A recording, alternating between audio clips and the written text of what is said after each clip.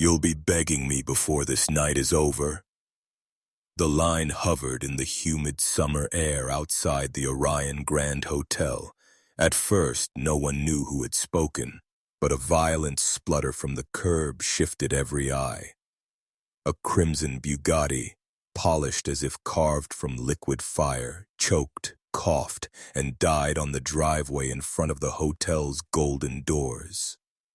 The breath of the wealthy gathered there caught in their throats. Charles Whitman, billionaire and self-crowned king of the city's elite, slammed his fist against the steering wheel. Cameras from passing guests glittered. Murmurs rolled like thunder among tuxedos and diamonds. Emperors of business were not supposed to stall in front of their followers, but Charles had. And from the dim edge of the valet bay, a figure emerged, tall, slim, dressed not in elegance, but in work-stained overalls streaked with grease. Aaliyah, toolbox in hand, braid tied tight against her back, walked toward the havoc. Charles saw her and laughed brutally, loud enough to claim his audience. A black girl in coveralls wants to touch my Ferrari. Please, get her a bicycle. She can fix that instead. Whispers turned to chuckles. Cameras shifted. Aaliyah stopped beside the silent Bugatti with nothing but steel in her eyes. She did not bite back, did not explain herself. She simply placed the toolbox gently on the concrete, as though laying down a challenge, and in 10 minutes, the same man would be kneeling for her help. Charles Whitman had never lacked for control. He was born into it, a dynasty of wealth where money excused arrogance and arrogance repaid itself in profit. Versace suits, imported wine older than his assistants, and employees who had learned to laugh before his jokes even reached their lips. To him, every life had a price tag, and every problem could be silenced with ink on a check. Aaliyah lived on the opposite axis of the city, Tucky, but above the corner garage her father had run for 30 years. Malcolm Johnson was no tycoon. His empire stretched only as far as his wrench could reach. But he raised his daughter with tools rather than toys, teaching her not just to repair engines but to respect their voices.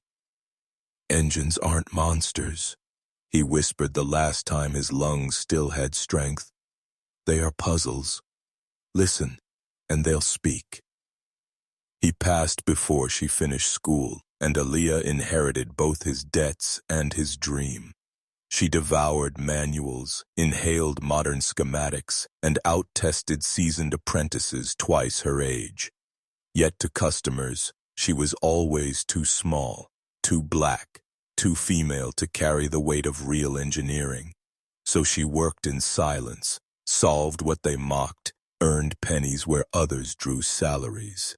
That was the world that gathered in two colliding figures outside the Orion Grand. The billionaire who believed money was God, and the mechanic who worshipped only truth. The Bugatti coughed again, mocking its master. The confrontation was only beginning.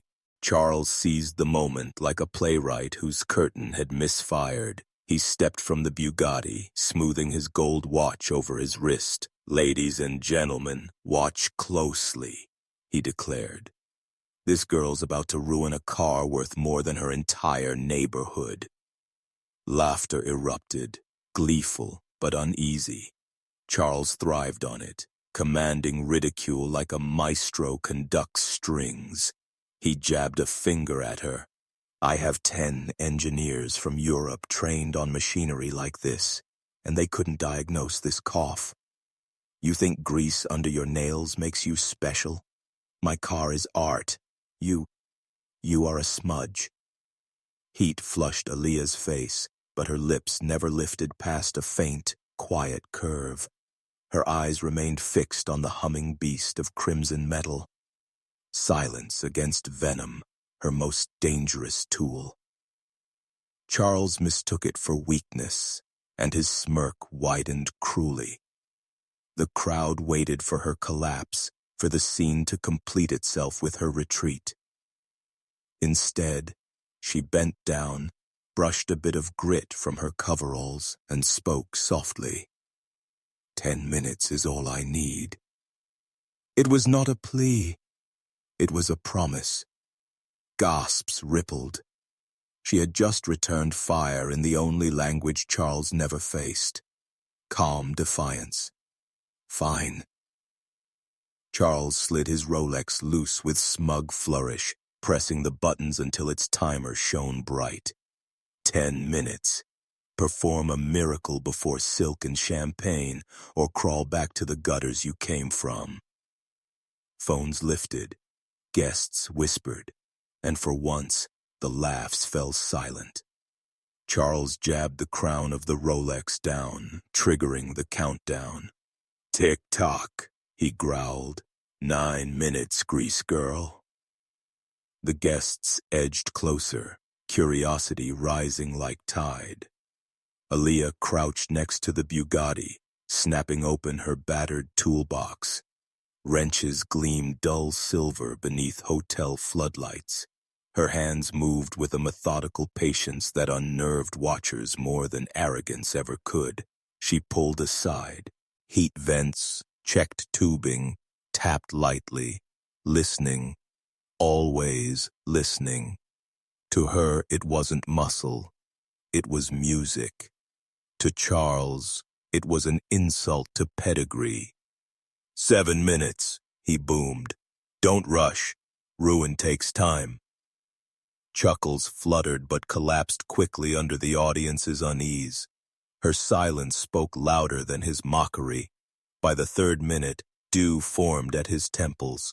By the 2nd, her fingers lifted the faulty seal, replaced, tightened, recalibrated. The hood fell with a metallic thud. She slid behind the wheel with nothing but calm in her expression. The key twisted, the car coughed once, sputtered, and then roared alive, fuller and steadier than it had in years. The crowd gasped as one. Charles's smirk fractured. Aaliyah stepped out of the Bugatti, holding up the cracked air intake seal for all to see. Faulty seal, she said simply. Every time the engine topped 4,000 RPM, it starved itself. It wasn't power failing, it was breath failing. Charles blinked. The crowd blinked with him. Your specialists were too in love with their certificates to listen, she continued coldly.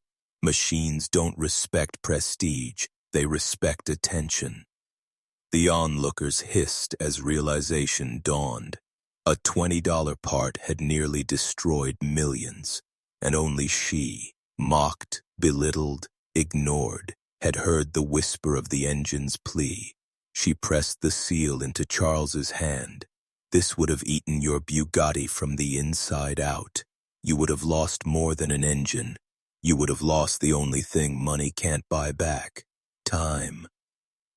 The silence felt like a sentence. For once, Charles Whitman had no words. He stammered, breath rattling. His tongue searched for arrogance and found none. Finally, he rasped, "You were right." The crowd gasped. Charles Whitman apologizing was a fable they'd never heard. Would you inspect it fully?" he added weakly. The murmurs flipped and grins bloomed. At Aaliyah, not Charles. A valet whispered. She humbled him. Applause cracked like a match, timid at first, then swelling.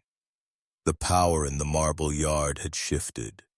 Away from the cheers in a quiet corner, Charles asked, almost pleading, "Where did you learn this?" "My father," Aaliyah said, voice tight with memory. "He ran a small garage. He told me engines are puzzles, not monsters. When he died, I studied manuals under a dim lamp until my fingers bled. I proved doubters wrong every single day."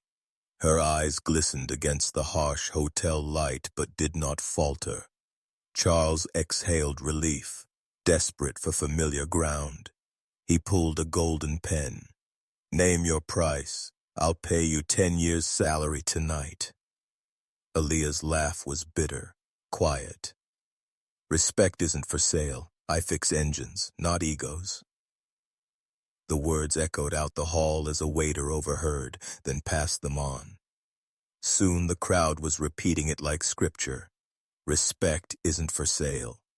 Applause thundered, not for Charles's fortune, but for the girl who denied it. Charles raised, shaking hands, conceding utterly, I mocked you. I was wrong. Skill doesn't wear a suit. It just works. He faced the crowd. I'm starting a private hypercar line, and this woman, he pointed at Aaliyah, is my new chief engineer. Gasps exploded into cheers. Some applauded his apology, but most roared for her. The grease-stained girl in worn coveralls had overturned an empire with nothing but patience and precision. Even Aaliyah's lips curved just once.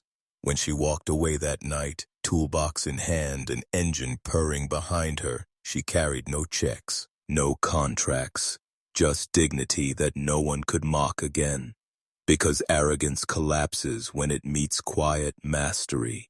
Suits fade, money folds, watches rust. But respect outlives them all, because respect cannot be bought. It must be earned. Like this video, subscribe and turn on the bell notification to all so you never miss an update. And don't forget to comment below what story you want to see next.